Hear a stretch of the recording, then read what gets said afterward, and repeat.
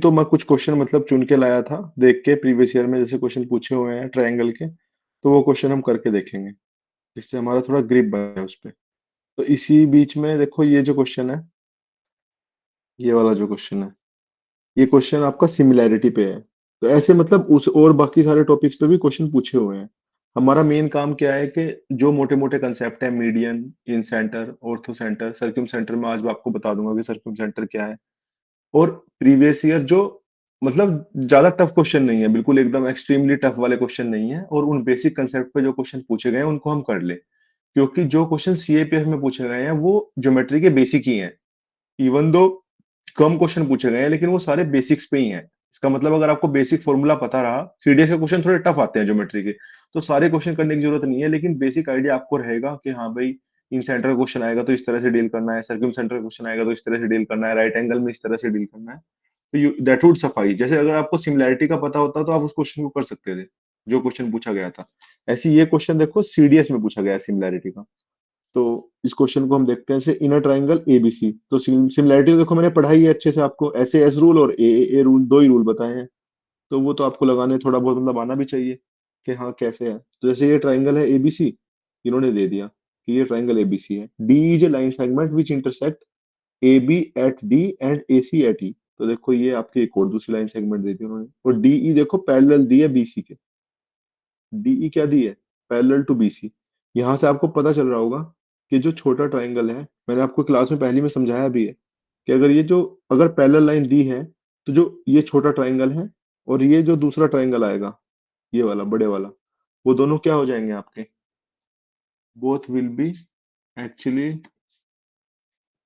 Similar, right? समझ में आया था आपको ये चीज कि ये सिमिलर होंगे? एक सेकंड मैं ज्वाइन कर लेता हूँ। तो ये सब है। उसके बाद इन्होंने देखो अब क्या दिया है, the line segment divides the triangle into two parts of equal area. तो मान लो अगर ये एरिया वन है तो ये एरिया भी वन है, राइट? यही इन्होंने लिखा हुआ है। ये सब हमने डिकोड कर लिया क्वेश्चन को, जो उन्होंने क्वेश्चन पूछा है उसको आपने डिकोड किया, तो केवल आपको यही मिलेगा, राइट?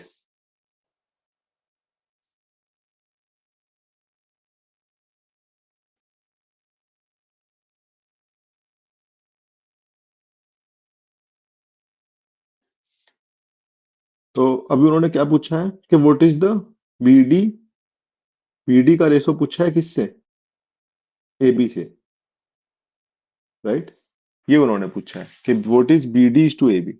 बट आपको पता है कि जो एरिया होता है फर्स्ट ट्राइंगल का, एरिया ऑफ फर्स्ट ट्राइंगल, मतलब कोई सा भी एक ट्राइंगल आप ले लो, डिवाइडेड में एरिया ऑफ सेकंड ट्राइंगल, जो सिमिलर ट्राइंगल होंगे। तो जो फर्स्ट ट्राइंगल की कोई साइड है आपकी, कोई भी साइड आप लेंगे, जैसे मान लो इस वाले की एडी साइड आप ले लेंगे, और दूसरे वाले की आप फिर कौन सी साइड लेंगे? फुल साइड लेंगे ए बी, मतलब उसके कोरोस्पोंडिंग जो साइड लेंगे, उनके स्क्वायर के रेशो में होता है, राइट? बताया था ना तीनों रेशो, याद है आप लोगों को? इस वाले में रखो, सोल्व करो इसको कि क्या आएगा रेशो निकाल के। इस तरह के क्वेश्चन मतलब थोड़ा सिमिलैरिटी के और क्वेश्चन जो होंगे वो आप भी ढूंढ के ट्राई करिएगा। तो ये क्वेश्चन देखो पीछे पूछा हुआ है एक दो साल पहले, you can actually try to do it. लगाओ थोड़ा दिमाग। बताया था ना कि अगर दो ट्रायंगल के एरिया का आप रेशो लोगे सिमिलर ट्रायंगल के एरिया का, तो कोरोस्पोंडिंग साइड्स के स्क्वायर के रेशो के बराबर आता है। तीनों साइड्स मतलब डिपेंड करता है कि आपको कौन सी यूज करनी है, उस हिसाब से आप यूज कर सकते हैं, राइट?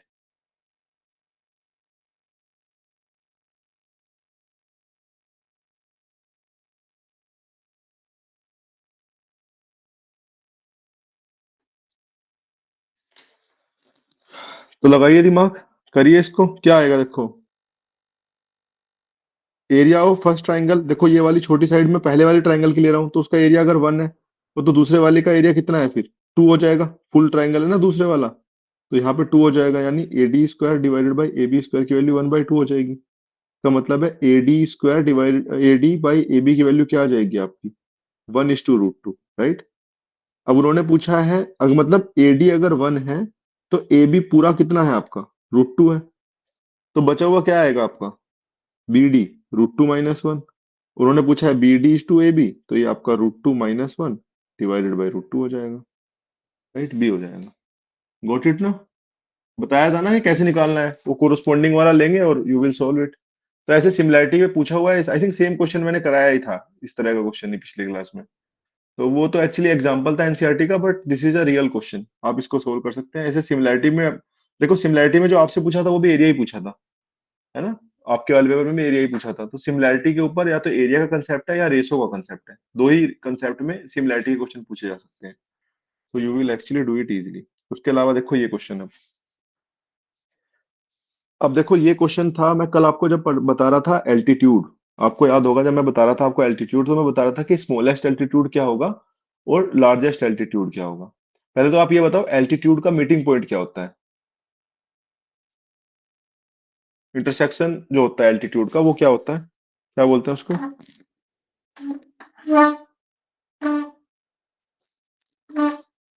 याद है कुछ थोड़ा बहुत? पिछली क्लास रिवाइज कुछ नहीं, मतलब ऐसे ही थोड़ा बहुत याद करो भाई साहब। एल्टीट्यूड का सेंट्रोइड एल्टीट्यूड का मीटिंग पॉइंट होता है या मीडियन का? मीडियन करती है ना हाफ में डिवाइड वहां से। हाँ तो, हाँ तो ठीक है, ऑर्थो सेंटर आएगा, सेंट्रोइड नहीं आएगा। डेफिनेशन आ सकती है, फिर फंस मत जाना उसमें कि what is the intersection point of this, तो यहाँ पे ऑर्थो सेंटर आएगा। इन सेंटर किसका होता है? इन सेंटर भी बताओ। तीन ही तो सेंटर है, ऑर्थो सेंटर, इन सेंटर, फिर सर्क्यूम सेंटर। तो इन सेंटर क्या होगा? जो आपका बाइसेक्टर है एंगल के, वहां पे जो मीट कर रहे हैं, बताया था ना बाइसेक्टर, इसीलिए वो अंदर, हाँ राइट, एंगल बाइसेक्टर। तो वो इन सेंटर आ जाएगा। तो पहले तो डेफिनेशन पता होनी चाहिए, राइट? तो अभी क्या क्या बोला है इसमें, देखो तीन साइड दी हुई है ट्राइंगल की, एक 13, एक 14, एक 15। मान लो 15 ये वाली ले रहा हूं मैं, बड़े वाली। तो ये एक साइड, ये एंगल, ये ट्राइंगल है, ये ट्राइंगल, राइट? तो ये मान लो 13 है, ये 14 है, ये 15 है। तो मैंने आपको बताया था कि देखो जो साइड सबसे बड़ी होगी उसके रेस्पेक्ट में एल्टीट्यूड छोटा आएगा, क्योंकि ऑब्वियसली देखोगे तो दूसरे वाली साइड छोटी हो जाएंगी। मतलब उसके अपोजिट वर्टेक्स से जब आप ड्रॉ करोगे एल्टीट्यूड, तो वो स्मॉलेस्ट होगा। अब मैं अब इनमें पूछूं आपसे, लॉन्गेस्ट वाला कौन सा होगा, मतलब लार्जेस्ट एल्टीट्यूड कौन सा होगा? तो लार्जेस्ट एल्टीट्यूड इस वाले 13 के रेस्पेक्ट में आएगा, जो आप उसके सामने वाले वर्टेक्स से ड्रॉ करोगे तो वो लार्जेस्ट आएगा। अगर आप 15 साइड के सामने से ड्रॉ करोगे तो वो स्मॉलेस्ट आएगा। मैंने कल बताया था ना आपको, एल्टीट्यूड पढ़ा रहा था तो उसकी एक प्रॉपर्टी आपको बताई थी। तो अगर ये एबीसी ट्राइंगल है, तो ये वाला जो होगा ना, ये आपका स्मॉलेस्ट एल्टीट्यूड होगा। This is the smallest altitude. अब ये एल्टीट्यूड है तो ये यहाँ पे 90 डिग्री एंगल बनाता था, क्योंकि एल्टीट्यूड की डेफिनेशन क्या थी? Altitude is the perpendicular from the opposite vertex. Perpendicular from the opposite vertex, we can draw three perpendiculars, right? एक ए से खींच सकते हैं, एक बी से, एक सी से। कोई से तीनों से परपेंडिकुलर आप खींचोगे ना अपोजिट वर्टेक्स से दूसरी साइड पे, तो वो आपका एल्टीट्यूड की डेफिनेशन थी। Altitude is the perpendicular from opposite opposite vertex. तो आप देखोगे कि आपको इसी की बतानी है वैल्यू, ए ई की, राइट? ए ई की वैल्यू आपको बतानी है। तो आपको मैंने बताया था कि जो एरिया होता है वो हाफ बेस इंटू हाइट होता है। तो नीचे से अगर आप इसको देख रहे हो ट्राइंगल को, तो ये आपका हाफ 15 इंटू ए ई हो जाएगा एरिया, राइट? क्योंकि एल्टीट्यूड इज द हाइट, तीनों के रेस्पेक्ट में हाइट आ सकती है। In this respect this is the area, half base into height, base is 15 and height is A E. Now you have three sides as well, 13, 14, 15। So you can find the area as well. Area निकालने के लिए आप क्या use कर सकते हो? Heron's formula, S, S minus A, S minus B, S minus C, right? This is the formula I told you to find area of any triangle. If side given, तो S बराबर क्या होता है आपका? A plus B plus C by two होता है। तो आप इसको सोल्व करो, you put it in this and equate both the area. Area तो दोनों बराबर ही रहेंगे, या एरिया अलग हो सकते हैं, किसी ट्राइंगल के एरिया तो दो दो एरिया हमेशा बराबर होते हैं। So in future sometimes you have to find the altitude, smallest altitude और the largest altitude. You just need to equate both the areas to be equal. ठीक है? अगर मैं लार्जेस्ट एल्टीट्यूड पूछूं तो लार्जेस्ट एल्टीट्यूड कैसे निकलेगा गाइस? देखो यहां से खींचेगा, लार्जेस्ट वाला तिहरे के सामने से खींचेगा, तो यहाँ पे 90 डिग्री बनाएगा। तो इस केस में आप इधर से देखो ट्राइंगल को, इस साइड से जहां से मैं अब एरो कर रहा हूँ। तो इस केस में क्या हो जाएगा आपका area? Half 13 into this C F. If I take it at C F, तो this will be half 13 into C F. So now the area will be, देखो एक बार बताओ, 13 कम होगी साइड तो ऑब्वियसली एल्टीट्यूड बढ़ जाएगा, तभी तो एरिया सेम रहेगा। साइड छोटी होगी ना 15 के बजाय, तो सी एफ बड़ा हो जाएगा। ऐसे ही अगर वो 15 है तो दूसरे वाला छोटा हो जाएगा, तभी तो हाफ बेस इंटू हाइट हर बार सेम आता रहेगा? तो this is how you can find it. Now again आप पूरे ट्राइंगल का एरिया निकाल लगा सकते हो और सोल्व कर सकते हो। So this will be the thing. अगर ऐसा हो जाए फ्यूचर में कि आपको साइड्स मिल जाए सीधा राइट एंगल ट्राइंगल की, तो फिर आसान हो जाएगा। राइट एंगल ट्राइंगल में आप सीधा ही एरिया निकाल लोगे, half half perpendicular into base से, है ना। इस बार में तो नहीं बन रहा वो, लेकिन बन भी सकता है। इक्विलेटरल में डायरेक्टली निकाल दोगे, √3/4 a², है ना। वो दो एरिया तो आपको याद होंगे ना, इक्विलेटरल ट्राइंगल का √3/4 a² होता है एरिया, वहां जहां सा ए साइड है। और दिस राइट एंगल ट्राइंगल का हाफ परपेंडिकुलर इनटू बेस होता है, तो डायरेक्टली आप लगा सकते हो। तो इस तरह से आप एल्टीट्यूड का क्वेश्चन सोल्व कर सकते हो। ऑर्थो सेंटर पे ये काफी फेमस क्वेश्चन है और पूछ सकते हैं। सो लाइकवाइज यू कैन सोल्व। देखो जो क्वेश्चन आपसे पूछे गए हैं, let me show you first. जैसे ये ज्योमेट्री के पीवाईक्यू हैं, तो इन क्वेश्चंस के अंदर आप देखोगे कोई भी क्वेश्चन ऐसा नहीं है जो बहुत डिफिकल्ट है। पहले वाला क्वेश्चन भी जब मैं कराऊंगा इट इज इजी, ये वाला भी इजी है, इसके नीचे वाला भी एरिया पे सिंपल है, देखो ये भी पैरामीटर और एरिया के ऊपर है। इससे अगले वाला भी आप देखोगे तो केवल सिंपल सेक्टोरियल एरिया पे है। उससे अगले वाला भी सेक्टोरियल एरिया पे है। उससे आगे वाला भी, मतलब जनरली सारे क्वेश्चन, देखो ये वाला क्वेश्चन भी बिल्कुल सिंपल फॉर्मूले पे था, अगले वाला भी सेक्टोरियल एरिया पे है। ये वाला क्वेश्चन भी, मतलब ये वाला देखो आप क्वेश्चन, जैसे ये वाला क्वेश्चन आप देख लो, ट्राइंगल का आपसे कैसा पूछा है, सीएपीएफ के मतलब यहाँ पे है। जो ज्योमेट्री पीवाईक्यू लिखा हुआ है, ये सीएपीएफ पीवाईक्यू है सारे। तो आप देखो इसमें क्या दिया हुआ है इन्होंने, the sum of base and altitude of a triangle is 30। तो बेस और एल्टीट्यूड का सम दे दिया इन्होंने 30। What is the maximum possible area of such a triangle. तो आपको पता है भाई एरिया तो क्या होता है, एल्टीट्यूड को मैं हाइट से रिप्रेजेंट कर देता हूँ, एच से। तो बेस प्लस एल्टीट्यूड आपको 30 दिया हुआ है, एरिया क्या होता है, हाफ बेस इंटू हाइट होता है, यही होता है ना। इसका मतलब है मैक्सिमम होने के लिए बी इंटू एच की मल्टीप्लाई मैक्सिमम होनी चाहिए, और बी प्लस एच 30 होना चाहिए। कोई से ऐसे दो नंबर जिनका जोड़ 30 हो, और बी इंटू एच की मल्टीप्लाई आपकी हाईएस्ट आ जाए, तो वही तो होगा मैक्सिमम पॉसिबल एरिया। तो देखो सिंपल पूछा है, सीएपीएफ में कोई टफ क्वेश्चन नहीं पूछा है ज्योमेट्री से, so you don't go for very tough questions, you just go for simple basic concept and revise them and then replicate them. तो आप देखो यहाँ पे नया क्वेश्चन भी बन सकता है, बट बहुत आसान क्वेश्चन है। आप देखो एक काम करो, ऐसे क्वेश्चंस में आप सबसे बड़ा एरिया उठा लो। देखो यहाँ पे सबसे बड़ा एरिया क्या है, 120 है। 120 होने के लिए बी इंटू एच की वैल्यू क्या होनी पड़ेगी, 240 होनी पड़ेगी, तभी तो 120 आएगा एरिया। सबसे बड़ा एरिया तो 120 ही आ सकता है। इसके लिए बी इंटू एच क्या आना पड़ेगा, 240। 240 का मतलब है कि बी प्लस एच की वैल्यू 30 आए और मल्टीप्लाई करके 240 आ जाए। इज इट पॉसिबल कि कोई दो नंबर है जिनका जोड़ 30 है और उनकी मल्टीप्लीकेशन 240 है? क्या ऐसा हो सकता है कि दो नंबर्स हैं उनका जोड़ 30 है और उनकी मल्टीप्लीकेशन 240 है? 240 आने के लिए क्या आना पड़ेगा गाइस, छोटे नंबर होने चाहिए ना 30 से, तभी तो जोड़ 30 होना है उनका। तो 30 से छोटे नंबर जिनका दो का जोड़ आपका 30 है और उनकी मल्टीप्लीकेशन 240 है। सोचिए आप 20 × 10 करेंगे तो 200 आएगा, 20 × 10 करेंगे तो 200 आएगा। उसके बाद वाले और छोटे हो जाएंगे, मतलब 240 आपको लेके आना है, तो 240 के फैक्टर आप कर लो, क्या आएंगे, 30 × 8 आएंगे, राइट। अब दोनों नंबर्स को तो छोटा बनाना पड़ेगा। अब इसको छोटा करोगे 15, 2 इंटू इसको 15 × 8 कर सकते हो, राइट, देखो, ठीक है। तो यहाँ पे आपको क्या करना पड़ेगा, 15 × 16 करना पड़ेगा। इससे छोटा आप नहीं कर पाओगे दो नंबर्स को, 15 × 16 से छोटा नहीं कर पाओगे। और लेकिन इनका जोड़ तो 31 आ रहा है, 30 तो नहीं आ रहा, इसका मतलब 240 नहीं बन पाएगा। या बन पाएगा, सोचो आप थोड़ा, मतलब देखो दिमाग ही लगाना, इसमें कुछ है नहीं। You have to apply your mind कि हाँ 240 आ पाएगा, नहीं आ पाएगा, कैसे भी 15 × 16 करके आ सकता है। बट 15 × 16 का जोड़ 30 नहीं आता है, राइट। मैंने इसको फैक्टर करके देख लिया। लेकिन आप अगला ऑप्शन देखो अब, 112.5। तो हाँ 15 + 15 तो भाई 30 होते हैं, और 15 × 15 क्या होता है, 225 होता है।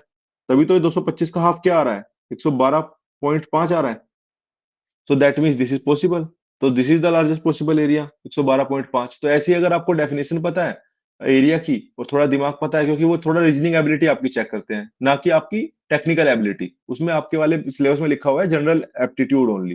तो उन्होंने जो क्वेश्चन पूछे हैं वो डायरेक्ट फॉर्मूला बेस्ड पूछे हैं, ज्यादा टफ नहीं पूछे हैं, बस आपकी मेंटल एबिलिटी चेक की है। ठीक है, तो दिस इज द थिंग। ये क्वेश्चन आपका था पूछा हुआ, ये हमने आपको बता दिया। पहले दो क्वेश्चन थे वो भी करा दिए थे ट्राइंगल के। So you try to apply your mind likewise, okay, and definitely you will actually do well in this.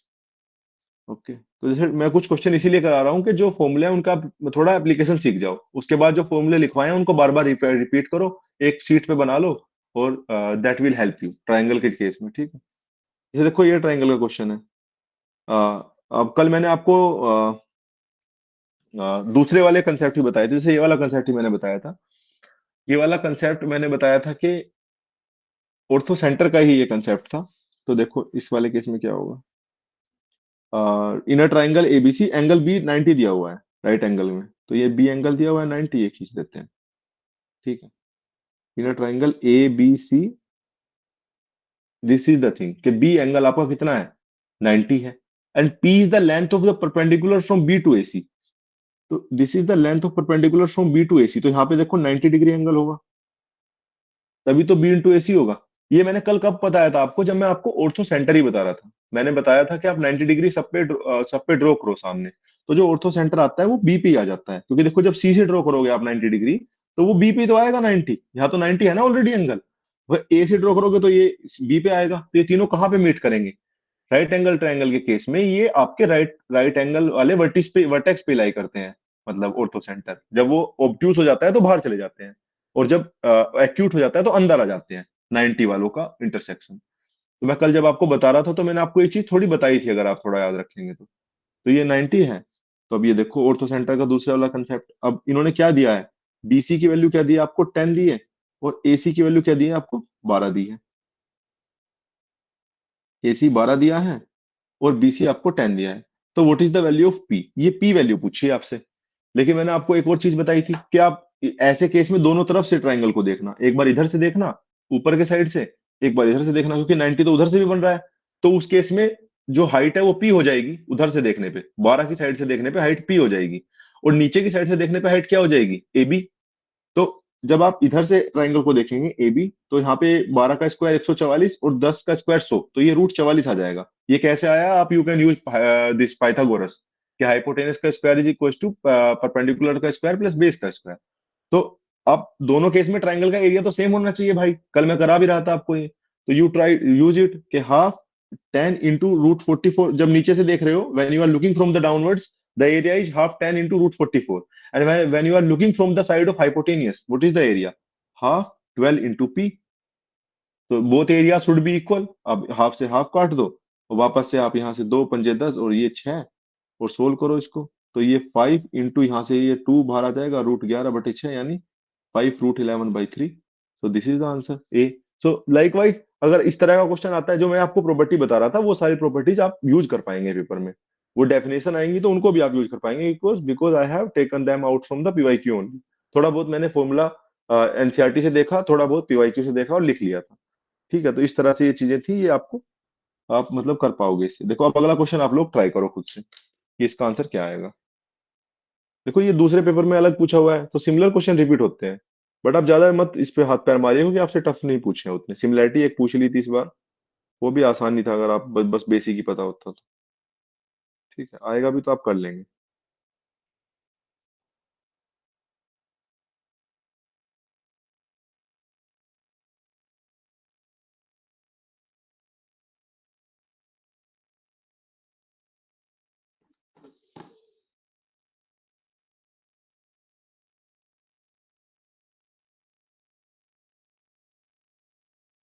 अच्छा रुको, क्वेश्चन आपको दिखाना है ना, मैं कुछ और देखने लग गया था, सॉरी।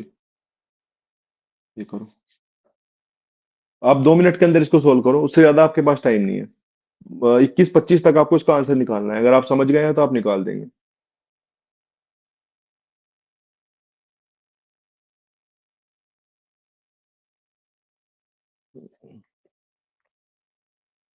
मेरे हिसाब से 2 मिनट भी नहीं लगने चाहिए, अगर आप लिख एक बार बना देंगे ट्रायंगल, आप तुरंत समझ जाएंगे कैसे होगा। समझ रहे हैं, प्रॉपर्टी अगर आप याद रखेंगे, चार चीजें सारी हैं, मीडियन, ऑर्थो सेंटर, इन सेंटर और सर्क्यूम सेंटर, अभी बता देंगे हम। बस चार चीजें हैं, 12 फॉर्मूले हैं, 12-14, उन्हीं को अप्लाई करते रहो, हो जाएगा। थोड़ा सिमिलैरिटी है, थोड़ा वो सिंपल है, जो एक्सटीरियर एंगल वाला था, जब बताया था कि वो अंदर वाले के दोनों के सम के बराबर होता है, उसी से आ जाता है क्वेश्चन। फिंगर्स पे रखो इनको।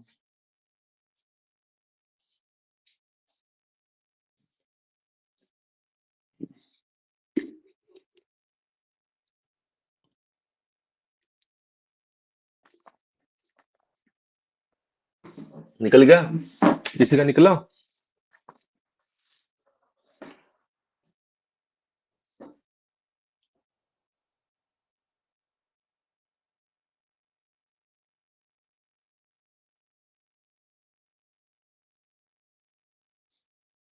क्या है आंसर बताओ। भाई साहब इतना क्या लिख रहे हो, बस लिखते चले जा रहे हो, मतलब एक लाइन लिखनी है उसी में आप लिखते लिखते चले जा रहे हो। क्या लिख रहे हो उतनी, मतलब मोहित तो लिखते ही जा रहे हैं भाई, मोहित क्या मतलब लिख दोगे इसमें, क्या आंसर मतलब नहीं निकाल पा रहे हो इसमें, लिखते लिखते क्या जा रहे हो। बनाओ ट्रायंगल यार। देखो एबीसी से राइट एंगल ट्रायंगल, लेकिन लिखा नहीं है राइट एंगल कहाँ पे है। लेकिन एक चीज लिखी है, वर्टेक्स ए से बीसी हाइपोटेनस पे ड्रॉ किया है, इसका मतलब BC is the hypotenuse, A is the right angle, right.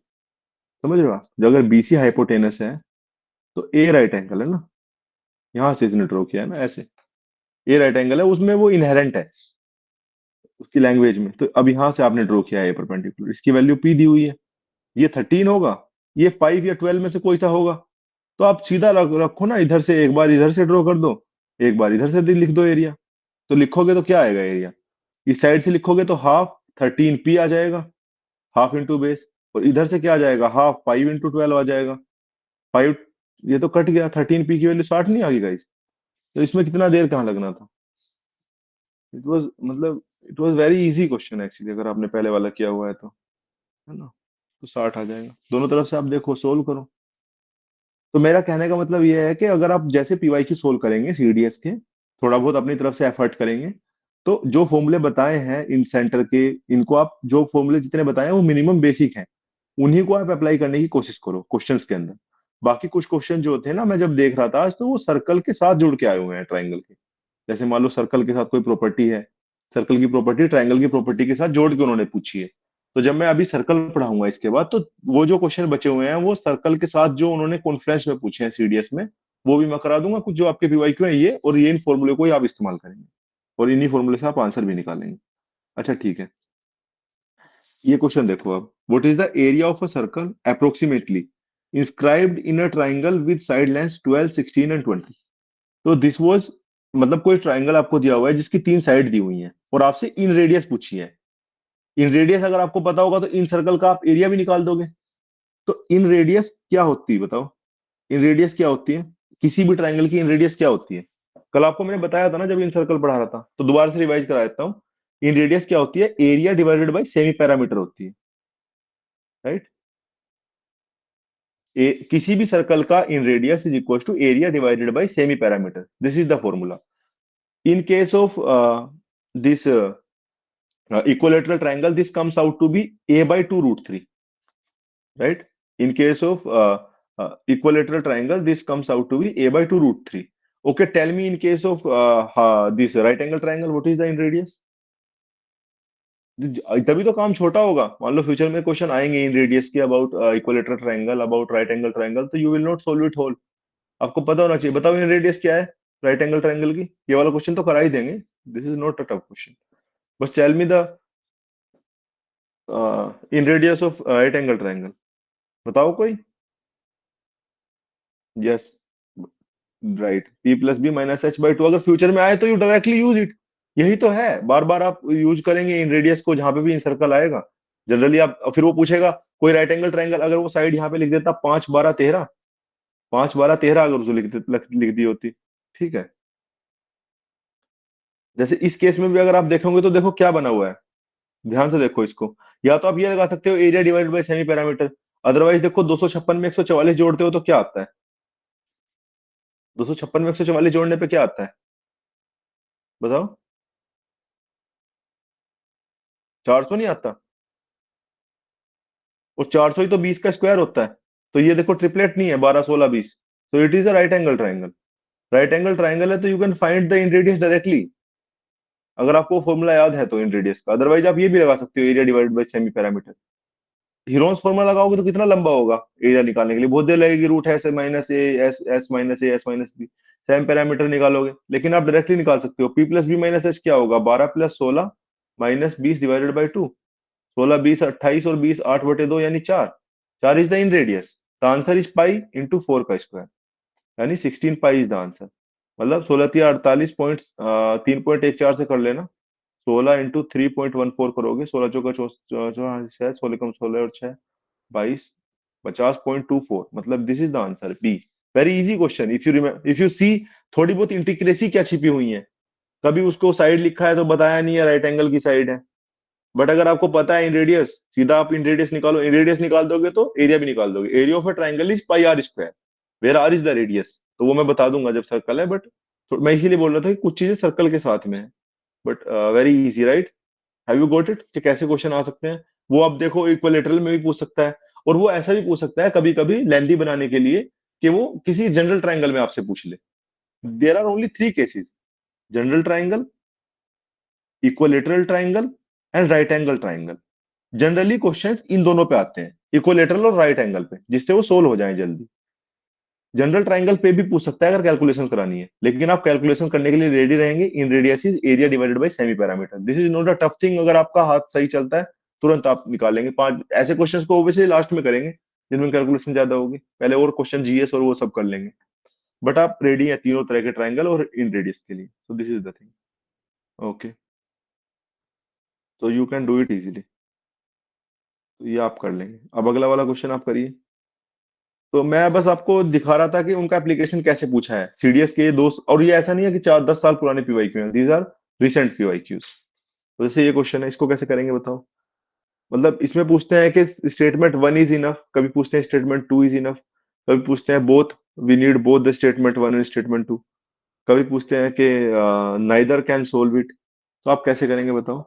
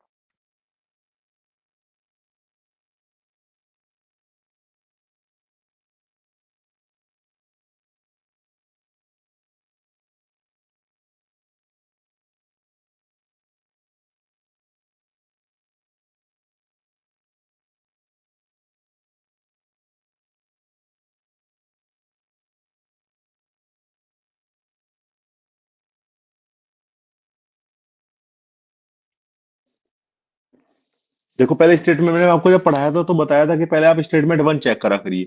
देखो इन्होंने क्या दिया है कि angles of triangle are in the ratio 1:2:3। That means एक एंगल अगर एक्स है तो दूसरा 2x है और तीसरा 3x है। इसका मतलब है कि तीनों का सम तो 180 ही आएगा। वो तो मैंने बताया था कि ट्राइंगल के एंगल का सम 180 होता है। तो नाइन, ये आपका 6x की वैल्यू कितनी आ जाएगी, 180 आ जाएगी। एक्स की वैल्यू कितनी आ जाएगी, 30। 30 डिग्री एंगल आ जाएगा। इसका मतलब एंगल आ जाएंगे 30, 60 और 90। These are the angle of triangle. तो आपको पता चल गया है कि ये राइट एंगल ट्राइंगल है, कि ये राइट एंगल ट्राइंगल है। इतना पता चल गया ना, 90 डिग्री एक एंगल आ गया है। तो दो लोंगर साइड की क्या दी हुई है उन्होंने, 25 और 24। ये देखो ये लिखा हुआ है टू लोंगर साइड, मतलब वो जो तीसरी साइड है वो इनसे छोटी है, 25 और 24 से छोटी है, क्योंकि ये दो लोंगर साइड है। अगर एक साइड 25 है दूसरी 24 है, तो तीसरी मैंने आपको बताई थी कि 7 होती है। बताया था ना जब मैं पढ़ा रहा था आपको पहले, 7, 24, 25 का ट्रिपलेट मैंने सबसे पहली क्लास में बताया था, 7, 24, 25 का ट्रिपलेट होता है। तो actually this is the shortest side 7 है ना, तभी तो वो ट्रिपलेट बनाएगी 7, 24, 25 का, और राइट एंगल ट्राइंगल बनाएगी। तो statement one can solve this right. Now I am not concerned about statement one. I have actually told you the proof of how it is being solved by statement one. You try by statement two, whether statement two can solve it.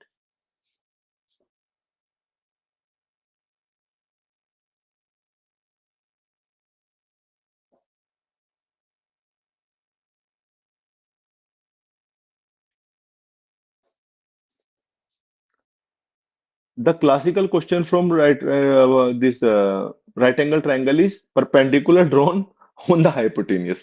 This is what I have figured out from PYQ. They ask it again and again in different ways. So like that you also figure out. पर CDS अपना उतना tough भी पूछा उसमें बहुत questions, उतना हमने पूछा हमारे में पूछा नहीं है उतना टफ।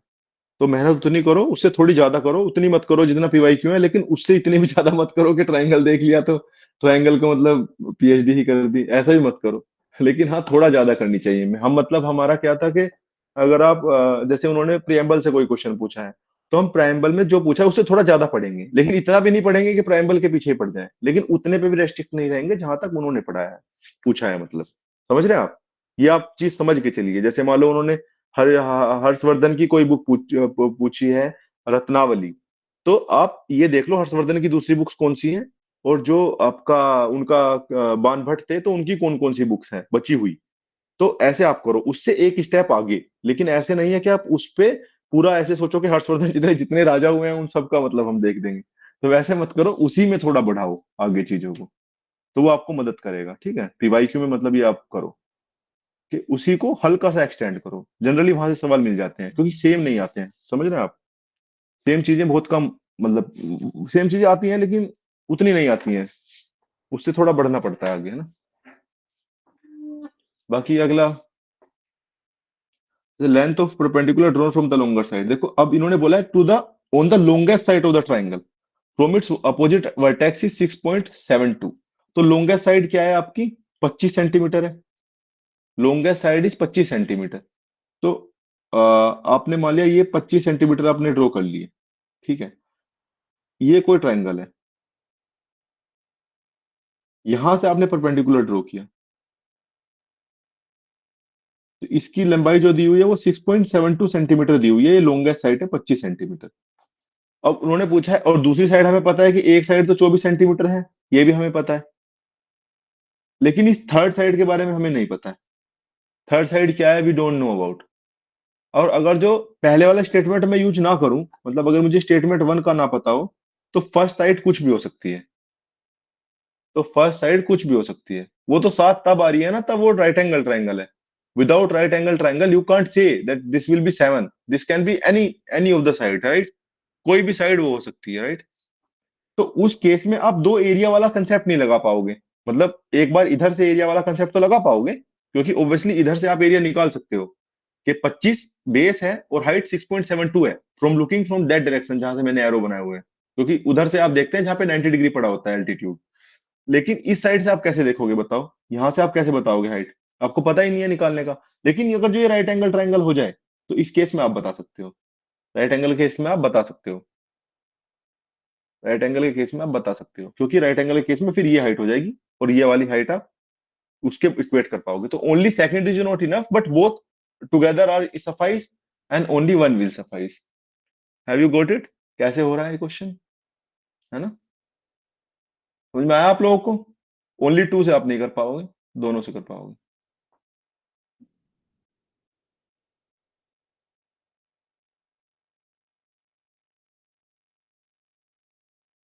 हाँ, फिर स्टेटमेंट टू वाला करेक्ट हो जाएगा, क्योंकि वन से आपको पता चल जाएगा ना वो 90 डिग्री एंगल है, तो आप दोनों तरफ से एरिया ले पाओगे, राइट। वही मैं बता रहा हूँ। लेकिन इस वाले क्वेश्चन का आंसर ये होगा, only only one statement is enough, right. वैसे आपको मार्क वो वाला करना पड़ेगा कि only one statement is enough. पहले वाले से ही हमने निकाल दिया है, लेकिन समझाने के लिए मैंने आपको ये पूरा समझा दिया है। ओके, ऐसे क्वेश्चन आए तो आप टू डील विद इट। जैसे ये क्वेश्चन है, अब ये क्वेश्चन, इस क्वेश्चन में भी थोड़ा एक्चुअली में एप्लीकेशन है। मतलब कुछ एक्चुअली में ऐसा है, देखो जब इन सर्कल आप पढ़ोगे या सर्क्यूब सर्कल आप पढ़ोगे, तो सर्कल की प्रॉपर्टी भी तो यूज होंगी ना। मतलब उसको रेस्ट्रिक्ट करके आप कैसे पढ़ सकते हो? सर्कल की भी तो कुछ प्रॉपर्टी होती है, जैसे एंगल की प्रॉपर्टी होती है सर्कल की, आपकी कि एंगल कैसे, जो आपकी उसकी आर्क होती है वो सेम एंगल बनाती हैं, है ना। जो एक आर्क है उससे आप दो एंगल बनाते हो तो बराबर होते हैं। जैसे मान लो कोई सर्कल है, ये सर्कल है आपका, तो और मान लो आपने ये वाली आर्क ले ली, ए बी। तो ए बी आर्क से अगर आप यहाँ पे कोई एंगल बना दो, यहाँ पे कोई एंगल बना दो, या यहाँ पे कोई एंगल, कितने एंगल बना दो वो सारे बराबर होते हैं। जब मैं बताऊंगा आपको सर्कल, तो then I will tell you कि एक आर्क से बने जो सेम आर्क है वो एंगल एंगल इक्वल बनाती है सर्कल के दूसरी सर्क्यूमफ्रेंस पे। तो ये वाली प्रॉपर्टी इसमें यूज होगी। Otherwise it's a very easy question, but ये है कि उसमें थोड़ी प्रॉपर्टी का इस्तेमाल होगा। तो देख लेते हैं। चलो, एक प्रॉपर्टी आपको पता है कि आर्क जो है सेम एंगल बनाती है, बाकी कुछ क्वेश्चन जो है ना मैं कराऊंगा। जैसे सर्कल पढ़ाऊंगा ना, तो जो सर्कल की प्रॉपर्टीज है ना ट्राइंगल के साथ जुड़ के, तो those things I will take care. जैसे वो कल मैं क्वेश्चन करा रहा था ना, टेंजेंट वाला, तो जो मोहित ने पूछा था, तो मैं ज्यादा ध्यान से पढ़ा नहीं था उस टाइम पे, तो मुझे लगा कि शायद इन रेडियस उसका भी हो सकता है। जो अपना इन रेडियस वाला अभी कंसेप्ट था पहले जो किया था, P+B - H/2, बट इवेंचुअली वो क्वेश्चन टेंजेंट का था। जब मैं कल करने लगा आप लोगों के सामने, तो मुझे तब करते हुए दिखा कि यार ये तो टेंजेंट से होगा। मतलब उससे नहीं होगा। सो लाइक दैट कुछ क्वेश्चंस कॉन्फ्लुएंस के भी होते हैं। और जैसे भी क्वेश्चन है, इसको लिखो आप, a circle is inscribed in a triangle ABC, तो कोई ट्राइंगल है, उसमें आपने कोई सर्कल इंस्क्राइब कर दिया। ओके, ये आपने सर्कल इंस्क्राइब कर दिया। And touches the side A B C C and A B at D E and F. तो डी ई एफ पे देखो इसने टच कर दिया, राइट, डी ई एफ पे टच कर दिया, ये इन्होंने दिया हुआ है। अब मैंने बताया था कि देखो जो ये टच करेगा तो यहाँ पे आपका इन इन सेंटर बनेगा, और ये देखो ये बराबर होती थी तीनों, राइट, ये बराबर होती थी। और ये आपका इन सेंटर आपका बनता था, इन रेडियस ये आपकी होती थी तीनों। ये डिस्टेंस जो है इनकी साइड से इक्वल होती थी, साइड से इक्वी डिस्टेंस होती थी। ये डेफिनेशन दोनों बताई थी मैंने कि ये साइड से इक्वी डिस्टेंस होती है। सो you can use it actually. Okay, तो अभी आपको अब देखो इसमें दो प्रॉपर्टी यूज होंगी एक्चुअली में। तो अब ये यहाँ पे 90 डिग्री एंगल होगा। अब 90 डिग्री एंगल, ये मैं कल बताया था आपको, ये 90 डिग्री एंगल होता है, राइट। दूसरी बात ये भी है कि आप अगर देखो इसमें सर्कल की प्रॉपर्टी कैसे यूज कर सकते हैं, जैसे सेंटर है, तो अगर आप सेंटर से, ये टेंजेंट ही है एक तरह से, एसी तो टेंजेंट ही है ना सर्कल पे, तो टेंजेंट पे अगर जो सेंटर से आप कोई एंगल बनाते हैं तो 90 डिग्री होता है वो, राइट। मतलब सेंटर से अगर आप टेंजेंट पे कोई एंगल ड्रॉ करते हैं, आई विल टीच यू टुमारो, तो वो 90 डिग्री होता है। मतलब ओ से ई, मतलब ये this is the 90 degree angle. So this is the thing, तो ये 90 डिग्री एंगल होगा, ये वाला एंगल भी 90 डिग्री होगा। तो अभी आप देखेंगे कि, अब देखो मैं, चलो इसको आपको कल ही बताऊंगा, वैसे आसान ही है, ये 90 है तो ये भी 90 होगा और ये भी 90 होगा। तो एंगल ए के साथ रिलेशन दिए हुए हैं, तो आप एंगल ए को कुछ मान लो। उसके बाद ये क्वाड्रिलेटरल बन गया A F O C. A F O सी एक ओ ई एक आपका क्वाड्रिलेटरल बन गया। क्वाड्रिलेटरल के एंगल का सम 360 होता है। तो ये वाला एंगल आपका जो अंदर वाला है वो 180 माइनस ए आ जाएगा। सामने वाला ए है तो ये 180 माइनस ए आ जाएगा। अभी जो ये सर्कल की ये वाला है ना आर्क एफ ई, वो एक तो सेंटर पे बना रही है रेडियस एंगल, और दूसरा इन्होंने ईडीएफ पूछा है, ये वाला एंगल ईडीएफ। तो ये वाला उसकी सर्क्यूमफ्रेंस पे बना हुआ एंगल है। तो जो सेंटर पे एंगल बनता है वो डबल होता है सर्क्यूमफ्रेंस के एंगल के। तो I will tell it, I will do it tomorrow actually, sorry. तो ऐसे ही मतलब पता नहीं चलता क्वेश्चन को उठाने के बाद। ये क्वेश्चन हमने पूरा सर्कल का मतलब ज्यादा बेस है, ट्राइंगल का यूज कम है। तो अब क्वेश्चन देखने में पता भी नहीं चलता, ऐसा लग रहा था कि शायद ये इन सर्कल से हो जाएगा। इन सर्कल से हो भी जा रहा है, लेकिन इसमें सर्कल की बहुत सारी प्रॉपर्टी यूज हो रही है कि सेंटर पे बना एंगल उसका ट्वाइस होता है। अगर आप किसी, एक्चुअली ये वाला प्रॉपर्टी होती है ना, अगर मान लो ये कोई आपकी कोड है, तो ये यहाँ पे एक एंगल बनाएगी सर्कल सेंटर पे, और ये आपकी सर्क्यूमफ्रेंस पे भी कोई एंगल बना सकती है। तो जो एंगल यहाँ पे बनता है सेंटर पे वो डबल होता है सर्क्यूमफ्रेंस के एंगल के, राइट। तो इस तरह से वो जो प्रॉपर्टी है उसका आप यूज कर पाते हैं।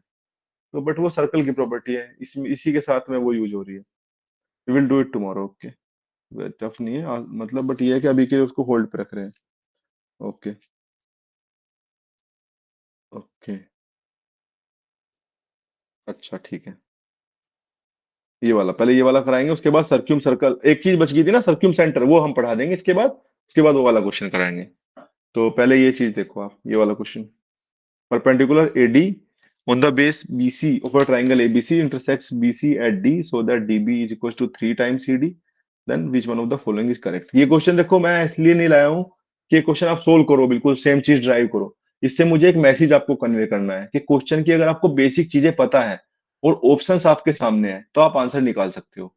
देखो जैसे ये क्वेश्चन है, ये क्वेश्चन मतलब ऐसा नहीं है कि इसका एग्जैक्ट मैं आपको प्रूफ करवा के दिखा सकता हूँ कि ये देखो कैसे इसके बराबर आ रहा है। बट मैं आपको एक मेथड बता सकता हूँ कि कहीं पे परपेंडिकुलर आए तो आप कुछ चीजें अप्लाई करो। जैसे ये क्वेश्चन है, तो triangle perpendicular AD on the base BC of a triangle ABC. तो जैसे मान लो ये ट्राइंगल आपको एबीसी दिया हुआ है, ठीक है, ए बी सी ये ट्राइंगल दिया हुआ है आपको। उन्होंने बोला है कि इंटरसेक्ट बीसी एट डी। तो ये आपका परपेंडिकुलर है, डी दिया हुआ है, तो ये बीसी को डी पे आपका इंटरसेक्ट करता है यहाँ पे। और फिर लिखा हुआ है DB is 3 time C D. मतलब डीबी अगर सी डी 1 है तो डीबी 3 है, ये उन्होंने दिया हुआ है, राइट। सी डी 1 है तो डीबी 3 है। अब देखो ये हमें प्रूफ करना है सामने वाला, तो आपको पता तो है नहीं कि कैसे प्रूफ होगा, लेकिन आपको पता है कि ये 90 डिग्री का एंगल है, राइट। ये पता है आपको 90 डिग्री, तो ये वाला भी 90 डिग्री होगा, क्योंकि लाइन तो टोटल लाइन पे तो 180 बनता है किसी भी स्ट्रेट लाइन पे एंगल। तो ये 90 है तो दूसरे वाला भी 90 होगा। तो देखो गाइस ऐसे कर लो ना कि इस वाले को 4 मान लो जो ये बीच में है, इसको 4 मानोगे तो ये वाला 5 हो जाएगा, सामने वाला। इसको 3 है, बीच वाले को 4 मान लोगे तो ये 5 नहीं हो जाएगा। 3 4 5 जो ट्रिपलेट होते हैं 90 डिग्री में, हाफ एंगल आप देख लो। अब नीचे वाला अगर 1 में है, नीचे वाला 1 है और ये वाला 4 है, तो ये वाला क्या हो जाएगा आपका, √17 हो जाएगा। 4 चौक 16 और 1 17। तो देखो, ये हो गया ना सेटिस्फाई सारी की सारी चीजें। तो अब आपको क्या करना है, कुछ नहीं करना, बस ये प्रॉपर्टी इसी को इसमें मैच करा के देख लो आंसर कौन सा हो रहा है। मान लो ऐसे लंबी लंबी स्टेटमेंट लिखी आ जाए आपके सामने, और ट्राइंगल परपेंडिकुलर आपको मिल जाए, लेकिन उस परपेंडिकुलर का पूरा इस्तेमाल आप लोग कर लो। समझ रहे हो आप? अब इसको प्रूव करने के लिए जाओगे तो obviously it will take time and you have to use the properties of triangle, and for that you have to use it again and again in proof। लेकिन आपने प्रूफ तो किए नहीं है, but you can find the answer. अगर वो कोई relation आपसे पूछ रहे हैं, इनइक्वालिटी आपसे पूछ रहे हैं, तो आप अपनी तरफ से मान के उसको 90 डिग्री बना दो और उन्हीं को यूज करके आंसर निकाल दो। तो this is the message with this question. तो likewise you use the basic properties. आपके क्वेश्चन काफी बेसिक रहे हैं, सीडीएस में टफ क्वेश्चन पूछे गए हैं, लेकिन जो बेसिक क्वेश्चन आपसे पूछे गए हैं उनका एप्लीकेशन आपको आना चाहिए। जैसे छोटे मोटे फॉर्मूले, कभी पैरामीटर देगा तो कभी एरिया पूछ लेगा, कभी सेक्टर देगा तो सेक्टर का एरिया निकलवा लेगा, सेक्टोरल एरिया। तो like that they ask questions. Okay, जहां तक मेरा मतलब, मैं मेहनत करता तो मैं इतनी ही मेहनत करता अपने लेवल पे भी। ऐसा नहीं है कि आप लोगों के साथ मैं जस्टिस नहीं कर रहा हूँ, लेकिन अपने लेवल पे भी मैं जितना करता वो इतना ही था कि देखता पीवाईक्यू, ज्यादा टफ नहीं पूछे हैं तो बेसिक बेसिक सारे फॉर्मूले देख लूं, ट्रायंगल की प्रॉपर्टी मुझे सारी पता रहे। क्या पता अगली बार इन सर्कल पे कोई पूछ ले लेकिन टफ नहीं पूछेगा, क्योंकि उनको पता है कि ये जनरल एबिलिटी ज्यादा है, इसमें जनरल मेंटल एबिलिटी आपकी ज्यादा है, ना कि मैथमेटिक्स का पेपर है ये अलग से। बाकी पूछने को तो आजकल खुराफाती क्वेश्चन ही पूछ रहे हैं, लेकिन for as far as my understanding is concerned, if you have done the basic formulas right, you will be able to solve the questions। तो हमने जो चीजें पढ़ाई थी आपको, उसमें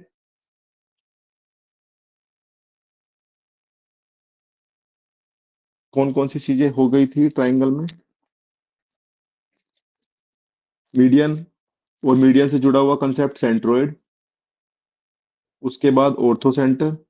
ऑर्थो सेंटर कहाँ कहाँ लाई करता है, राइट एंगल का कहाँ लाई करता है, ऑब्ट्यूस एंगल का कहाँ लाई करता है।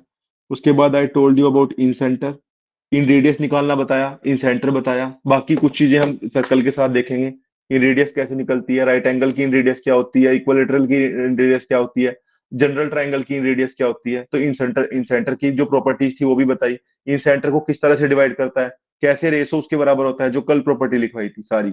तो वो सारी प्रॉपर्टीज इन रेडियस इन सेंटर की थी। इन सेंटर में एंगल बाइसेक्टर की 3 प्रॉपर्टी बताई थी, कि अगर इंटरनल इंटरनल ब्रेक कर रहा है तो 90 + a/2 हो जाता है। अगर इंटरनल और मतलब अगर एक्सटर्नल, दोनों एक्सटर्नल है तो 90 - a/2 हो जाता है। एक इंटरनल एक एक्सटर्नल है तो a/2 हो जाता है। मैंने बताया था ना तीनों प्रॉपर्टीज बाइसेक्टर के केस में भी। तो 3 चीजें वो बताई थी। ऐसे ही आपके बाद, इसके बाद आपको ऑर्थो सेंटर, इन सेंटर बताया था। एक और सबसे इंपॉर्टेंट चीज बच गई थी, सर्क्यूम सेंटर। वो हमने कल नहीं बताया था, लेकिन आज हम आपको सर्क्यूम सेंटर बताएंगे कि सर्क्यूम सेंटर क्या होता है, उसकी डेफिनेशन क्या है, और उसका क्या क्वेश्चन बन सकते हैं। जनरली बहुत बेसिक क्वेश्चन सर्क्यूट सेंटर से बनते हैं, आप कर लोगे, बस आपको डेफिनेशन पता होनी चाहिए। तो जैसे मान लो ये अब देखो ट्राइंगल है, सर्क्यूम सेंटर क्या है? सर्क्यूम सेंटर कोई ऐसा मतलब सर्कल है जो तीनों वर्टेक्स से मतलब टच होते हुए जा रहा है, तीनों वर्टेक्स से टच होते हुए जा रहा है। ठीक है, समझो सर्क्यूम कर रहा है ट्राइंगल को। सर्क्यूमस्क्राइब कर रहा है कोई सर्कल अगर किसी ट्राइंगल को, तो जो उसका सेंटर होगा वो सर्क्यूम सेंटर होगा। राइट? सरकम सेंटर क्या है, जो सर्कमस्क्राइब कर दे ट्राइंगल को, तो तीनों वर्टेक्स से पास होते हुए जाए, और 3 पॉइंट से पास होने वाला केवल एक ही यूनिक सेंटर सर्कल होता है। ये मैंने आपको बताया था। 2 पॉइंट से इनफाइनाइट सर्कल, एक पॉइंट से भी infinite circle, but from 3 points only a unique circle pass through, so this is the unique circle for this triangle. तो ये आपका हो जाएगा सेंटर, मतलब सर्क्यूम सेंटर। लेकिन आपको इसकी डेफिनेशन पता होनी चाहिए कि सर्क्यूम सेंटर की डेफिनेशन क्या होती है। ये जो होता है, ये मीटिंग पॉइंट होता है किसका, परपेंडिकुलर बाइसेक्टर का। जो 3 परपेंडिकुलर बाइसेक्टर होते हैं उनका मीटिंग पॉइंट होता है। ऑब्वियसली ट्राइंगल के अंदर लाई करेगा, लेकिन ये देखो कि कहाँ, इसका मतलब तीनों पॉइंट्स के परपेंडिकुलर बाइसेक्टर का मीटिंग पॉइंट होता है। एक तो हो गया बाइसेक्टर का मीटिंग पॉइंट। बाइसेक्टर का मीटिंग पॉइंट क्या था बताओ? एंगल बाइसेक्टर का मीटिंग पॉइंट क्या था? एंगल बाइसेक्टर का बताओ यार, थोड़ा मतलब इंगेजिंग रहा करो, बताओ क्या। इन सेंटर। और बाइसेक्टर का मीटिंग पॉइंट क्या था, मतलब साइड को बाइसेक्ट करने वाले का? बताओ। मतलब एक तो एंगल बाइसेक्टर बताया आपने इन सेंटर, अब साइड को बाइसेक्ट करने वाला का पॉइंट क्या था, मीटिंग पॉइंट, तो साइड को बाइसेक्ट करता है, वो भी बताओ। सेंट्रोइड नहीं था, मीडियन ही तो थी जो साइड को बाइसेक्ट करती थी, तो वो सेंट्रोइड था। तो इसके अलावा ये क्या है, ये परपेंडिकुलर बाइसेक्टर है, मतलब, और जो परपेंडिकुलर का मीटिंग पॉइंट था वो क्या था, वो था ऑर्थो सेंटर। आपने क्या क्या पढ़ा है, परपेंडिकुलर का मीटिंग पॉइंट पढ़ा है, परपेंडिकुलर का मीटिंग पॉइंट क्या था, ऑर्थो सेंटर। एंगल बाइसेक्टर का मीटिंग पॉइंट क्या था, इन सेंटर। अगर हाफ हाफ में डिवाइड करने वाले का मीटिंग पॉइंट था, वो क्या था, मीडियन। ऐसे थोड़ा मतलब इसे रिकॉल भी, इसे इसको बोलते हैं एक्टिव रिकॉल करना, चीजों को एकदम से रिकॉल करना, इस चीज को पढ़ने के बाद दूसरी को रिकॉल करना। इससे आप लोगों की लर्निंग एबिलिटी बढ़ेगी। जब आप पढ़ रहे हो किसी चीज को तो तुरंत अपने दिमाग को दौड़ाया करो। जैसे मान लो आपने पढ़ा है कोई फंडामेंटल राइट, तो आप सोचा करो यार 14 में क्या था या 15 में क्या था। जैसे आप 23 पढ़ो तो तुरंत कोशिश करो 14 पे याद करने की, तो आप एक्टिवली रिकॉल कर रहे हो, लगातार अपने दिमाग को कोशिश करा रहे हो याद करने की, तो उससे आप चीजों को याद रख पाओगे, रिलेट कर पाओगे। तो चौथी चीज क्या बची है आपकी, इस बार परपेंडिकुलर भी होगा और बाइसेक्टर भी होगा, ये चीज बची है। तो परपेंडिकुलर भी है और बाइसेक्टर भी है, तो what will be the thing, this is the circumcentre. मतलब देखो ये परपेंडिकुलर भी है और सामने वाले को बाइसेक्ट भी कर रहा है, साइड को बाइसेक्ट भी करेगा और परपेंडिकुलर भी होगा, so this is the circumcentre. Okay, तो meeting point of all perpendicular bisector, अगर मैं डेफिनेशन लिखूं तो सर्क्यूम सेंटर की क्या आ जाएगी, meeting point of all perpendicular bisector. So this is the definition of circumcenter, meeting point of all perpendicular bisector. Getting it? तो डेफिनेशन आप लोगों की क्लियर होगी। एक और चीज क्या है देखो डेफिनेशन में, जो सर्क अब एक बताओ, इन सेंटर की डेफिनेशन क्या थी कि incentre was equidistance from the sides, side से इक्वी डिस्टेंस था इन सेंटर, है ना। डीई एफ जो थे वो उनसे बराबर दूरी पे था, लेकिन ये जो है वर्टेक्स से इक्वी डिस्टेंस है ना, वर्टेक्स से ये इक्वी डिस्टेंस है, तभी तो तीनों मतलब, तभी तो तीनों वर्टेक्स से पास होगा सर्कल, वर्टेक्स से इक्वी डिस्टेंस आएगा। तो इसको एक और तरह से लिख सकते हैं कि equidistant from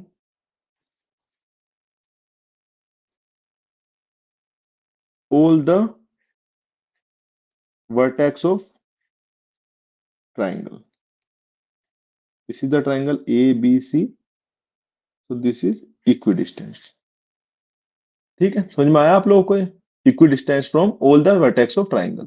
so both things are there in case of this circumcenter। उसके अलावा मान लो ये सर्कल है आपका, इसका ये एंगल ओ है, बी ओ सी है। तो देखोगे अगर आपको ए एंगल दिया हुआ है, राइट, अगर आपको ए एंगल दिया हुआ है, तो आपको मैंने अभी बताया कि देखो बीसी जो है वो इसकी एक कोड है, कोड कोई भी दो पॉइंट जिसको आप मिलाओगे तो वो मतलब सर्कल के ऊपर कोई भी दो पॉइंट मिलाओगे तो उसको कोड बोलते हैं।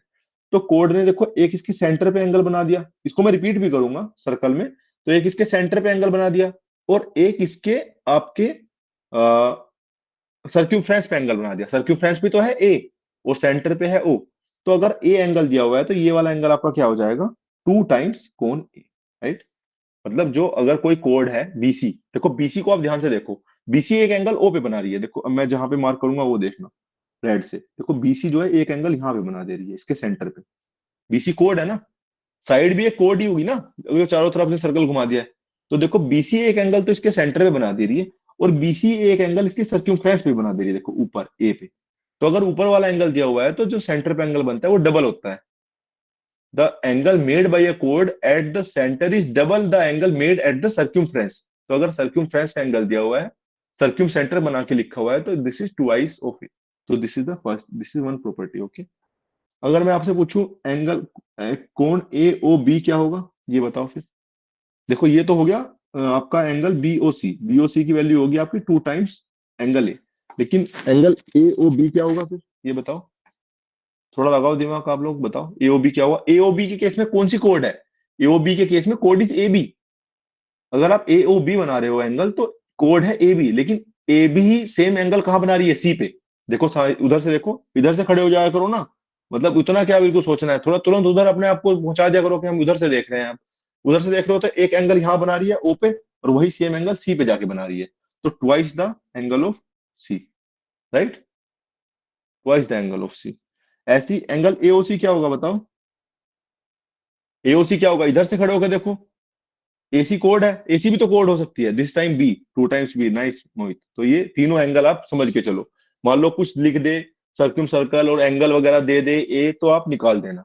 समझ जाना कि ये वाली प्रॉपर्टी है। Even though I will repeat it in circle tomorrow, but for the time being you should have a grip of it, okay. ये चीजें आपकी होगी। तो देखो अगला केस क्या आता है हमारे पास, जैसे हमने इन रेडियस पढ़ी थी, तो देखो भाई साहब अब सर्क्यूम रेडियस भी होती होगी, राइट? तो भाई इन रेडियस क्या था, पहले इन रेडियस का फॉर्मूला हमें बताओ। किसी भी सर्कल के लिए इन रेडियस क्या थी? डेल ओवर एस, मतलब area over semi semi parameter. Del मतलब मैं एरिया के लिए लिख रहा हूँ, एस सेमी पैरामीटर के लिए लिख रहा हूँ। तो R is del over S, that means I R लिख रहा हूं मैं इन रेडियस के लिए। In radius is del over S. तो सी आर क्या होगी आपकी? सी आर होती है A B C upon four del. तो इसको भी आप याद रखो कि जो सर्क्यूम रेडियस होती है, this is multiplication of the length of the side divided by four times area of triangle. उतना ज्यादा नहीं है, मतलब आप कुछ दिन आप हैक हो जाएगा आपको, जब आप सर्क्यूम रेडियस आएंगे तो भाई सर्क्यूम रेडियस का फॉर्मूला लगाओगे ना। In a general triangle circumradius is equal to ABC divided by four times the area of triangle. Are you getting it कि सर्क्यूम रेडियस जनरल के केस में कैसे निकलेगी? तो अब यार एक बार बताओ, आप बताओ कि सर्क्यूम रेडियस इक्वलेटरल के लिए क्या होगी? बताओ इसको जल्दी से, 2 मिनट के अंदर बताओ। इक्वलेटरल के लिए सर्क्यूम रेडियस क्या होगी? इसी फॉर्मूले का इस्तेमाल करो, एबीसी बटे फोर डेल का इस्तेमाल करोगे तो याद रहेगा ना यार फॉर्मूला। फॉर्मूले का इस्तेमाल करो, बताओ इक्वलेटरल के लिए क्या होगी? फॉर्मूले का इस्तेमाल करो, एबीसी डेल्टा एरिया है, बताओ।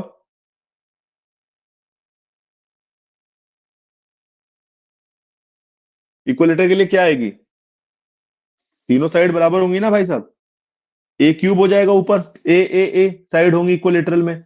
और एरिया क्या होता है इक्वलेटरल का? Root three by four A square, right? यही तो होता है एरिया। तो आप रख दो इसमें, तो यहाँ पे आ जाएगी A by root three, right? A by root three. तो ऐसे ही जो इन रेडियस थी वो क्या आ रही थी? इन रेडियस आ रही थी ए बाई टू रूट थ्री, और ये आ गई है ए बाई रूट थ्री। इसका और देखो इन रेडियस छोटी है और सर्क्यूम रेडियस बड़ी है, इसका मतलब सही तरह से निकाल भी दिया है हमने। इस तरह से आपको याद भी हो गए दोनों फॉर्मूले, और कैसे निकाला है वो भी आप सीख गए।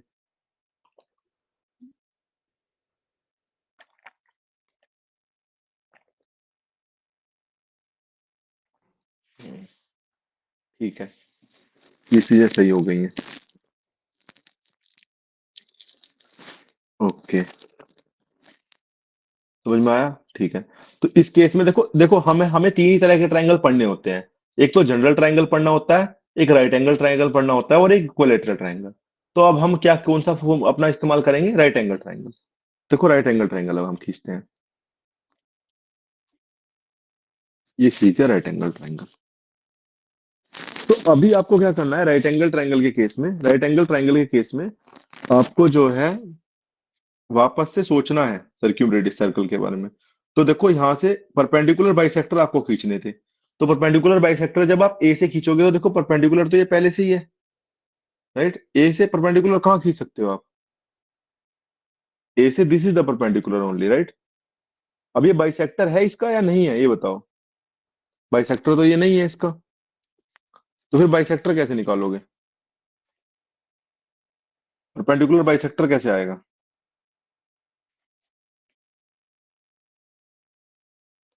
जरूरी नहीं है वर्टेक्स से पास हो रहा हो, एक्चुअली यही मैं आपको बताना चाह रहा था। जरूरी नहीं है वर्टेक्स से पास हो रहा हो। परपेंडिकुलर बाइसेक्टर देखो ये आएगा ऐसे, इस साइड का परपेंडिकुलर बाइसेक्टर ये है, राइट? मतलब जरूरी नहीं है ना वर्टेक्स से पास हो, आपको तो उस साइड का परपेंडिकुलर बाइसेक्टर खींचना है। तो ये यहाँ पे देखो परपेंडिकुलर भी हो गया और इसको बाइसेक्ट भी कर दिया, right? This is the perpendicular bisector. ऐसे ही दूसरे वाले को आप खींचोगे तो इसका परपेंडिकुलर बाइसेक्टर ऐसे आएगा, this is the perpendicular bisector.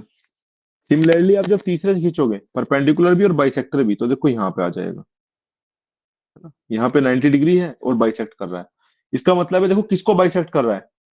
Hypotenuse को बाइसेक्ट कर रहा है। हाइपोटेनस को बाइसेक्ट कर रहा है ना, हाइपोटेनस को बाइसेक्ट कर रहा है। और देखो क्या यही, क्या एक बार बताओ, क्या ये ही आपकी वो नहीं है? सर्क्यूम रेडियस, देखो यहाँ अगर मैं यहाँ पे लिख दूं सर्क्यूम सर्कल, तो यही तो है, मतलब जो जहाँ पे पॉइंट मीट किया यही तो सर्क्यूम सेंटर है। और इससे इक्वी डिस्टेंस पे होते हैं आपके वर्टेक्स। इसका मतलब यही आपकी क्या है, सर्क्यूम रेडियस है, ये वाला पॉइंट जो मैं अभी देखो यहाँ पे क्वेश्चन मार्क लगाया। So this is the circumradius. तो एक बार बताओ, देखो इससे ये वाला सेम डिस्टेंस पे, ये वाला सेम डिस्टेंस पे है, तो आपका अगर आप इसको खींचोगे तो ये ऐसे आएगा राइट एंगल के केस में। और जो सर्क्यूम रेडियस है ये वाली, वो हाइपोटेनस का हाफ आएगी। Hypotenuse divided by 2, this is the circumradius, right, C R. Circumradius is hypotenuse divided by 2। और सर्क्यूम सेंटर कहाँ लाई करता है, circumcentre lies on the mid point of hypotenuse. In case of right angle triangle, circum center lies at the midpoint of hypotenuse, and the circum radius is equals to the half of hypotenuse। तो अगर hypotenuse का half करोगे तो सर्क्यूम radius मिलेगी। और जो लाई करता है वो कहाँ पे लाई करता है, it lies at the mid point of this this hypotenuse. Okay, बराबर आएगी ना वो। ओके, सही है भाई साहब। तो अब देखो इस क्वेश्चन को। अब देखो क्या है इस क्वेश्चन को, अगले इस क्वेश्चन को देखो, इसमें अप्लाई करते हैं इसको। A right angle triangle ABC is inscribed in a circle of radius 10 centimetre. तो ये कोई ट्राइंगल, ये कोई रेडियस 10 का आपने क्या खींच दिया, सर्कल खींच दिया। और इसी में क्या इंस्क्राइब्ड है, राइट एंगल ट्राइंगल इंस्क्राइब्ड है। तो ये राइट एंगल ट्राइंगल के लिए क्या हो गया भाई साहब, मतलब थोड़ा गलत बन गया है, लेकिन समझ जाओ कि राइट एंगल ट्राइंगल है, थोड़ी मतलब गलत क्वेश्चन, ये गलत हमने बना दिया है। कैसे करें, ऐसे मतलब, ठीक है।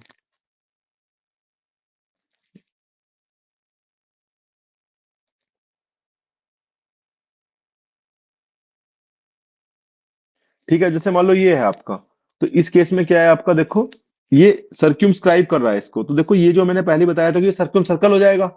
जब सर्क्यूम स्क्राइब करेगा किसी राइट एंगल ट्राइंगल को, तो ये सर्क्यूम सर्कल हो जाएगा बाय डेफिनेशन। और इन्होंने बोला है कि इसकी रेडियस 10 सेंटीमीटर है। अगर इसकी रेडियस 10 सेंटीमीटर है तो इसका हाइपोटेनस कितना है भाई साहब, 10 10 मतलब 20। हाइपोटेनस आपको तुरंत पता चल गया कि भाई साहब हाइपोटेनस 20 सेंटीमीटर है। ठीक है। और इन्होंने बोला है कि an altitude is drawn to the hypotenuse AC of length 8 centimetre. तो ये आपको उसने ड्रॉ कर दिया, यहां से उसने 8 सेंटीमीटर का ड्रॉ कर दिया है। ठीक है। If A B is X and B C is Y, then tell X Y. तो देखो एक बार एरिया इधर से निकाल दो, और जहां से मैं एरो कर रहा हूं, और एक बार एरिया इधर से निकाल दो, तो वापस से वही कंसेप्ट लग गया। तो ये एरिया कैसे आएगा, हाफ एक्स वाई आ जाएगा नीचे से देखने पे। और ऊपर वाले एरो की तरफ से देखने पे एरिया क्या आ जाएगा, half into 8 into 20, because 20 is the base. तो हाफ से तो हाफ कट जाएगा, तो एक्स वाई की वैल्यू कितनी आ जाएगी गाइस, 160 आ जाएगी। टफ टफ नहीं था, बट आपको एप्लीकेशन आना चाहिए था, दोनों चीजें आपको क्लास में समझा दी थी पहले भी। यहाँ पे आपको सिखाना भी सिखा दिया था, और तीनों चीजें सिखा दी थी। तो सर्क्यूम सेंटर की जितनी चीजें बेसिक है वो मैंने आपको बताई हैं, इन सर्कल की भी बताई हैं। But when I will teach you this circle tomorrow, then I will make sure कि वापस से जो क्वेश्चन कॉन्फ्लुएंस के हैं वो मैं कराऊं। मेरे हिसाब से जितने क्वेश्चन देखो आप, अब आप देखो कि जो आपके क्वेश्चन पूछे गए हैं, इसमें उसके हिसाब से हमने सर्कल इनफ पढ़ लिया है। अब उसके बाद आप अगर जो हद से ज्यादा मेहनत करना चाहते हो तो आप कर सकते हो, लेकिन जितने क्वेश्चन पूछे गए हैं, जैसे ये क्वेश्चन पूछा गया है तो वो उसको शुरू वाली क्लास में करा दिया था। ये वाला भी आपने कर लिया, ये वाला भी कर लिया। उसके अलावा ये सिमिलैरिटी पूछा, तो सिमिलैरिटी का दूसरा क्वेश्चन भी आपने देख लिया, सिमिलैरिटी की डेफिनेशन आपने देख ली। आपने सारे circumcircle, incircle, radius, inradius, और वो सब चीजें देख ली, तो उतना काफी है। अब उसके बाद भी कुछ टफ आ जाए तो देखो, टफ क्वेश्चन तो फिर और सब्जेक्ट में भी आते हैं। मतलब इफ यू सी हिस्ट्री, तो वहां पे आप पूरा पढ़ के जाओ, वहां से भी टफ आ जाते हैं। बट आपका काम क्या है, देखो सच बताऊं, आपको काम क्या करना है, आपको 70 से 80% जो आसान क्वेश्चन आएंगे ना हर एक सब्जेक्ट से, हिस्ट्री में से अगर 20 क्वेश्चन आएंगे तो आपको 15 क्वेश्चन ठीक करने हैं। पॉलिटी से अगर 20 आएंगे तो आपको 18 ठीक करने हैं, क्योंकि वो आसान सब्जेक्ट है। ज्योग्राफी से 20 आएंगे तो वहां से भी 15 करने हैं। इकोनॉमी आएंगे वहां से भी 15 करने हैं, ऐसी मैथ में 15 आएंगे, 12 करने हैं। आपको हर एक सब्जेक्ट के इजी और एवरेज क्वेश्चन करने पड़ेंगे। आपको सारे सब्जेक्ट के क्वेश्चन करने पड़ेंगे। आप सब्जेक्ट नहीं छोड़ सकते हैं, आप टफ क्वेश्चन छोड़ सकते हैं हर एक सब्जेक्ट के, जिससे आप उसी एफर्ट से ज्यादा नंबर ला पाए। मैं खुद ज्यादा मतलब 188 तक स्कोर किया था, उसका रीजन यही था कि सारे सब्जेक्ट कंप्लीट किए थे, इसलिए मैं कॉन्फिडेंट था कि किसी भी सब्जेक्ट के इजी और एवरेज क्वेश्चन नहीं बचेंगे। और 120 क्वेश्चन में से 80-85 क्वेश्चन आसान आते हैं। आप उनको निपटाओ इजी एवरेज को, फिर कोशिश करो अगर आपने जितनी हार्ड वर्क किया है उस हिसाब से उसको 90-95 सही क्वेश्चन करने की। और मैं आपको बता रहा हूँ इट इज डुएबल अगर आप सारे सब्जेक्ट अच्छे से कंप्लीट कर लेते हैं, बस सब्जेक्ट कोई मत छोड़ना कि मिडाइवल हिस्ट्री नहीं पढ़ा, इकोनॉमी नहीं पढ़ा, या भाई मैं तो ज्योग्राफी नहीं पढ़ूंगा, या मुझे तो फिजिकल ज्योग्राफी नहीं आती है, या मैं तो बस फिजिकली पढ़ के जाऊंगा, ह्यूमन नहीं पढ़ के जाऊंगा, या तो 11वीं की पढ़ ली तो 12वीं में से तो कम पूछते हैं ज्योग्राफी से, पर चला अगली बार मिनरल के ही पूछ लिए 3 क्वेश्चन फिर, है ना? तो ऐसे नहीं छोड़ना, सब्जेक्ट सारे पढ़ने हैं और इजी एवरेज सबके कर लेने हैं। बाकी in a few days I will complete this course. कल मैं सर्कल पढ़ाऊंगा, उसके बाद एक दिन क्वाड्रिलेटरल और 2 दिन मेंसुरेशन। अगर आप जल्दी में नहीं है तो हम धीरे धीरे इसको कर लेंगे आराम से, मतलब थोड़ा बहुत पीवाई की मुझे भी मेहनत करनी पड़ रही है इस पे देखने के लिए और करने के लिए, समझ रहे हैं आप? मैं थोड़ा बिजी भी चल रहा था आजकल। तो बाकी आई विल मेक श्योर कि मैं इसको सही से कराऊं, जितना मेरा है उसको मैं कोशिश करूंगा अच्छे से कराने की। बाकी आप लोग पढ़िए और कल फिर मिलते हैं हम। अब मतलब मिल लेंगे 3-4 दिन लगातार और कर लेंगे इसको, ठीक है? ओके, टेक केयर, फिर कल सर्कल पढ़ेंगे। ओके।